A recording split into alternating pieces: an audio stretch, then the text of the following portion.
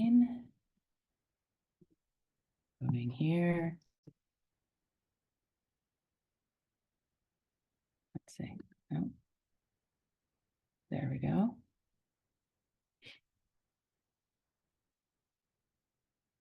All right, so I sent you this flow a week ago. You have access to kind of the language of it. And the flow really comes from a lot of different wisdom sources. As far as it being a flow, like the forest bathing flow, as well as the mindful outdoor experience from Kripalu are major inspirations. But then I'm really drawing from other indigenous wisdom, um, human and child development, using the language of attunement here, coming from development, mindfulness, and some like spiritual companionship and group spiritual companionship at the end around the responding to. So lots of kind of different entry points in this. There's 5 steps. And the hope would be like at the end of this time that you can remember at least the title of each of them and kind of what is entailed with them. So the first one is attunement with, attunement with. And you can have an experience that lasts 30 minutes, 45 minutes, an hour and a half, 2 hours, 3 hours. And like, again, another practical point, depending on how long the total experience is, you can do the division or multiplication and figure out, okay, how long should step 1 be? How long step 2, step 3, step 4, step 5? So in the attunement with, if you had like a 30-minute session, for example, you just had 30 minutes going outside, maybe leading during lunch or a morning or an evening, this might be 4 minutes. If you were in a longer session, 2.5 hours, 3 hours, this could be like 12 minutes, 15 minutes or so. Okay. So what are you attuning with? Who are you attuning with? You're attuning with the stories of the past and the land. You are attuning with place and time. Where are we in the season? What time of day it is? Where are we in the day, in the evening? You're tuning with the indigenous people who've tended and continue to tend the land. You're also attuning to others in the group. And so whether you're leading something virtually or something in person, maybe during this time you're standing in a circle before you enter in or right at the beginning of a session. And maybe you go around and ask everybody for their name and something in the natural world that they connect with, some being that they connect with, some kind of question to tune in with each other.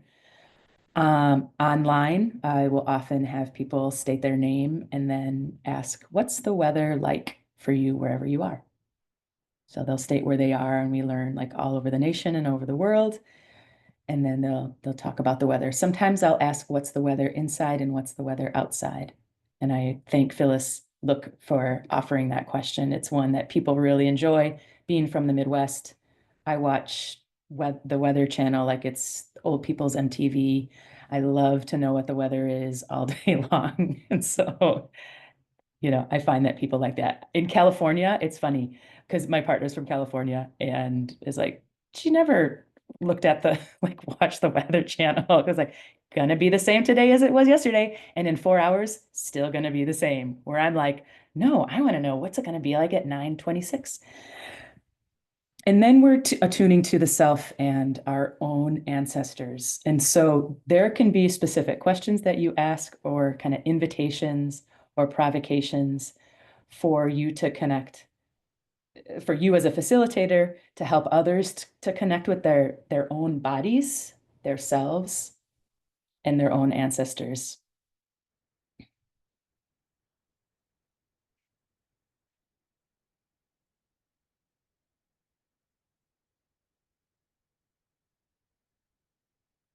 I would never go to step two without doing some form of step one of the attunement. Did I tell you the story? Did I tell you about attunement from a development perspective last week or the week before? How, like when you're at a party, did I tell you this? And you have two, okay. So the phrase or the concept of attunement is really pre-empathy, like developmentally. It comes before empathy. And it's kind of like if you and a friend or a partner, someone you know really, really well, you're at a party and you look at each other without words and you know, time to leave, right? You're just so attuned with each other. You're like, okay, we've had enough, time to go home and rest or whatever. So that's kind of attunement, but what it looks like as with a caregiver and a baby is the carer is so attuned with the baby that they know what the baby needs. So that's the piece, but then the second piece is, and then they respond accordingly. So I know what the baby needs, and then I respond. And that is kind of a theme that I'm trying to like, I'm curious about with this whole nature companionship flow, which is I'll just say with humans, for example, with the group. Am I aware of the needs of the folks in the group? And then can I respond to those needs in a moment? Do I have enough tools? Do I have enough resources to be able to respond? I could ask the same question about the land. Am I so attuned with the land, with these trees, with these birds? And can I respond? And I really see that response as as a, I don't know what metaphor, but like a companion to reciprocity and eco-justice.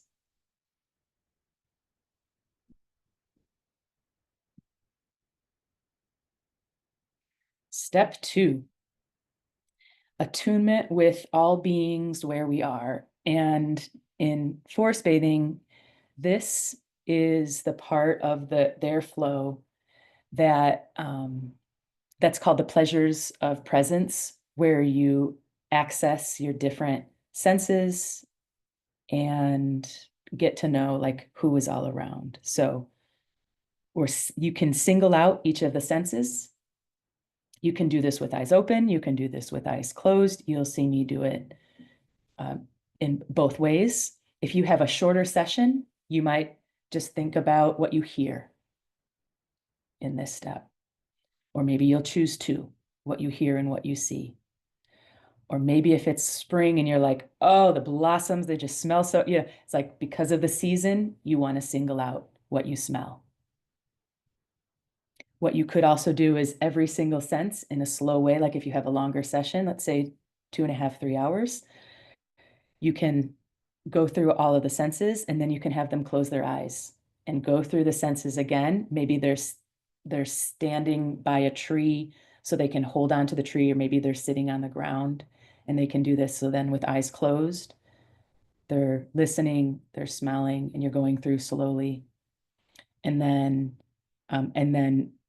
you can have them with eyes slowly opening as if for the first time. What do you see?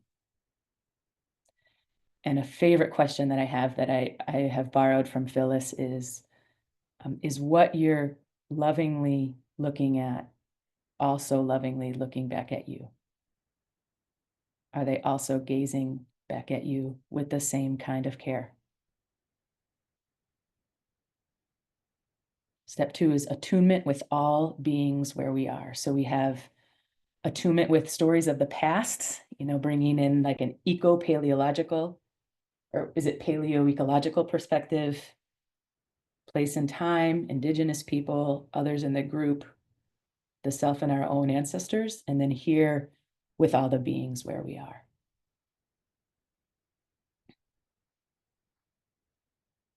Step three, attention. Attention to the present through different invitations, contemplations, and play. And it's here where, depending on how much time you have available, you might have 1 to 4 or 1 to 5 invitations. I would say, you're really feeling out the group, especially at the beginning. I'm going to go back to slide 1. Here, when you're getting to know others in the group, you can get a sense for how long the invitations are. So earlier I mentioned I led an experience a couple of days ago with somebody, and I did not know what their capacity for longer invitations was. I found out right away that she could have easily 20, 30-minute. Sometimes people have only 5 minutes, like in their mind, because it's just they're so busy and they don't really have the capacity. Maybe they having a meditation practice would allow someone to be able to sit a little longer, stand a little longer, versus depending on the age, maybe you're with kids and you're like, you just are doing a few minute invitations. So thinking about both what is the capacity of someone as well as what their kind of development is in terms of being able to sustain an invitation or a contemplation. You don't want to have too many because at some point there's a cognitive load that can happen where it's like, whew, that was so many. You know, I can't take it all in. So I would say spaciousness and time is your friend here. And in a traditional forest bathing session, they would go from pleasures of presence to what is in motion. Sometimes when I do this one, people will hear what is emotion. And so they'll come back and, and they'll answer that. It's like, that's great. That's okay. So I'm stressing like what is in motion.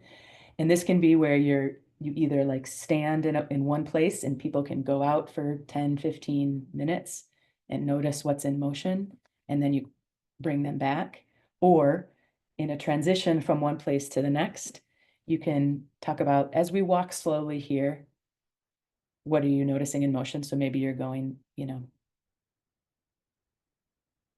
quarter block away and you're noticing what's in motion all the way, or yeah, quarter of a block, half a block, something like that. And in Clifford's book, there are tons of invitations. How he systematizes this is through various invitations related to air, earth, fire invitations. So that's how he does it. Literally, there can be as many invitations as you can imagine. So kind of starting out and new, turning to Clifford could be a good idea. I'll be along the way sharing some ideas. And in the future, depending on how much practice you have, there can be things that just happen spontaneously. I've experienced from other facilitators something and I'm like, ooh, this is kind of new. I've never experienced this. And then I'll ask them later and it's like, yep, it just kind of came to me. And so part of, I'm going to go back to step 1, attuning to the self and attuning to others in the group and the ancestors can really help you with, what am I doing here? There might be a transition where you walk like, you fly like a bird. So you're walking like you're flying, you do something like that. Or you might do something where you're walking as if every step is kissing the ground. Or there's this beautiful song where it goes, every step a prayer, every breath a new beginning. And so you just kind of, you maybe introduce that song, and with every step, it's like an intention, a wish, a prayer, depending on the group and what language is gonna, they're gonna receive. But imagining every step a new beginning. And so you're walking to one place like that. So that might be something that you come up with like in a moment as you go from one place to the next. So this can be anywhere from 4 minutes if you're doing a 30-minute, but it can be up to like 60 minutes if you're doing a like 2.5-hour session, 3-hour session. All right, so we've had attunement with ourselves, others, our ancestors, the land, the history, the stories of the past, attunement with the beings that are present, and then attending to them. And then we sit with. Sometimes I'll say everything that you've done thus far has led up to this moment. Sitting with is the ancient practice of the sit spot. And it's what we did on Monday morning, where I gave an invitation and we sat or slowly walked, depending on the weather, for like 30 minutes. The idea is 20 to 40 minutes. If you don't have that much time, maybe you're doing this for 5 minutes, 10, 16, 30. You're sitting with what is present, you're sitting with who is present. And in this step, sometimes I'll say there is no, or sometimes I'll say this at the beginning or here, but there's nothing else to do but sit. And especially with busy people, it's like you can just sense their shoulders. Oh, okay. I can just relax and be. The idea here is to have eyes open. Of course, you can have your eyes closed, but in general, it's the language is like having a soft fascination. If you're familiar with the attention restoration theory, so check out attention restoration theory, but the term soft fascination is like as your eyes gaze from one thing to another, you're just taking it in. That's it. You're not trying to analyze. You're not trying to figure out. You're not trying to save. You're just receiving. And so sitting with can be like you can access your senses while you're sitting with, but you all know if you're returning to the same place every day or a few days a week, you're getting to know the beings and they're getting to know you. You're returning to that same exact place. So I will usually say that like all the way at the end and after the next step. Sometimes I'll say it right here, but the idea of the sit spot is something that you can take with you when you go home. But that's where I'll say it's like, okay, what can I do beyond this? I don't remember all the steps. I'm not writing them down, but you can remember the sit spot. And then finally, responding to. So we've just attuned, attended, sat with, and now responding to. So we're responding to the self and our inner teacher and the needs of the natural world. This is you bringing everybody together to circle up and have some processing. Some of the tools and the resources that I have in processing come from when I used to work at camp. I was a camp director for a few years in between a couple different teaching jobs, and there was somebody who was brilliant at debriefing. And he would say something like, an activity is just an activity until you debrief it. And then it can become a learning experience and a reflective experience. And so, and Carol, this is getting to that one question. It's like this section right here, I love having participants access what just happened. I had I don't know if you read the few questions that I had at the end of the experience last time. I chose one of them. At the end of the experience I facilitated, I chose like, what brought you joy during this? And I decided like in a moment to ask that particular one. There are many different questions that you can ask. I would say only ask one, maybe two. You don't need to ask 3, 4, 5 different questions. It's too much. To ask one question, allow someone to access their inner wisdom, their inner teacher. So in education, I would call this section like a reflective insight circle. At Kripalu, I learned they use council as a practice.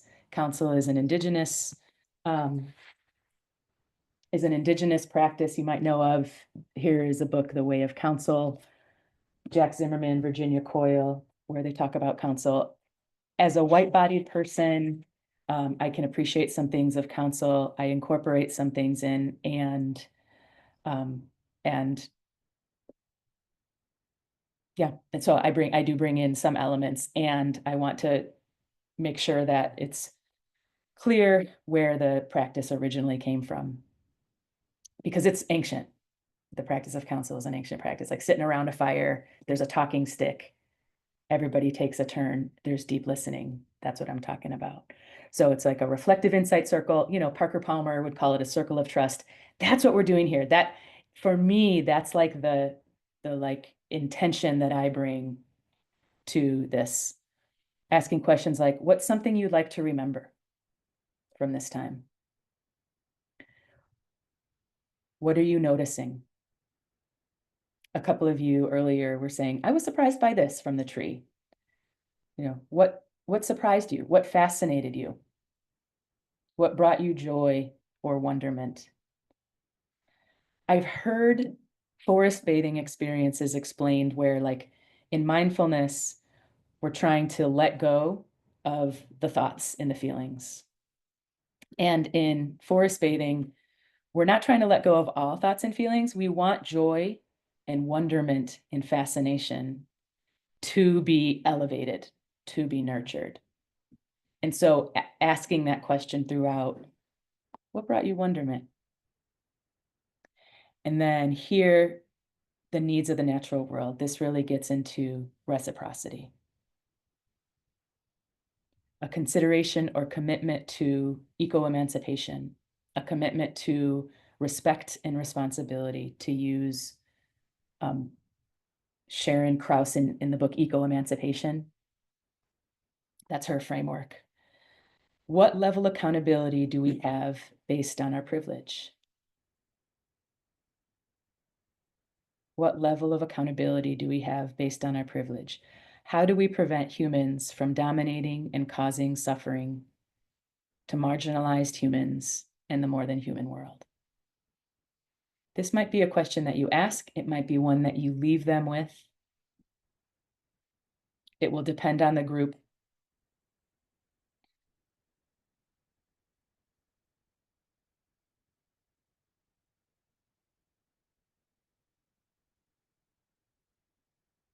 Robin Wall Kimmerer has a really lovely section in her book, Braiding Sweetgrass, where she's talking with her biology students. She takes them out into nature, and she had asked an elder, how can we reciprocate?